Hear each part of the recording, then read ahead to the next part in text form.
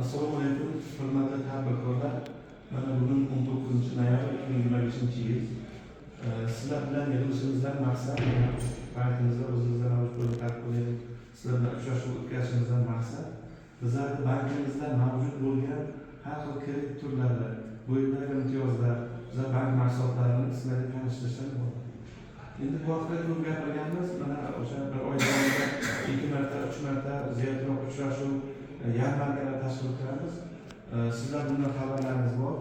Bizlar o'zimizni bankimizda mavjud bo'lgan kreditlarni sizlarga taqdim qiladigan bo'lsa, bu asosan tadbirkorlikni yangilikdan boshlayotganlar uchun biznesga birinchi qadam ikki loyihamiz mavjud. Bu endi tadbirkorlikni boshlayotganlar fuqarolar va tadbirkorlar uchun beriladi. Bu o'zini band qilib, o'sha dastlabki mablag' bilan ta'minlangan 10 million so'mgacha bo'lgan pulni olib o'zini band qilib faoliyatini boshlaydi.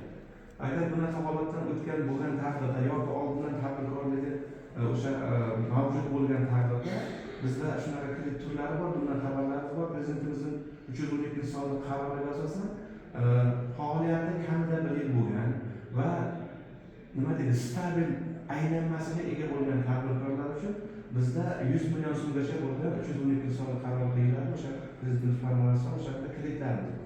Bu aylanma mablag'i uchun o'shanaqa tadbirkorlarga 18 oyga yoki mana bu xizmat ko'rsatish, ishlab chiqarishni yo'lga qo'ymoqchi bo'lgan tadbirkorlarga uzoq muddatga, endi 5 yilgacha muddatgacha bo'lgan davrga beriladi. Agar sizlarning qaysilaringiz ichida mana shunaqa o'sha tadbirkorlik faoliyati bilan shug'ullanib, mana aylanmalaringiz bo'lib turib, o'zlaringizni misol tadbirkorlik faoliyatlarini amalga oshirayotgan bo'lsangizlar, bizlarga mana shunaqa kredit mahsulotlarimizga o'zlaringiz kelib zaryadka berib, mana unda ariza berib, bizlarga har xil turdagi kreditlarimizdan foydalanishlaringiz mumkin.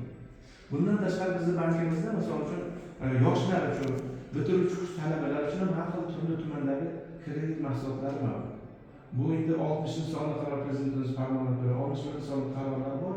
Bu yerda misol 61-sonli qaror bo'yicha bu bitiruvchi kurs talabasi yoki oxirgi bitirganiga 1 yil bo'lgan, ya'ni mana bitirgan, shu yil tadbirkorlik boshlaydi. Stabil aylanmasi. Mana shunday holatlarda 18 foizgacha bo'lgan foizda bizlar yillik o'sha foizda biz kredit ajratish imkoniyatlari bor.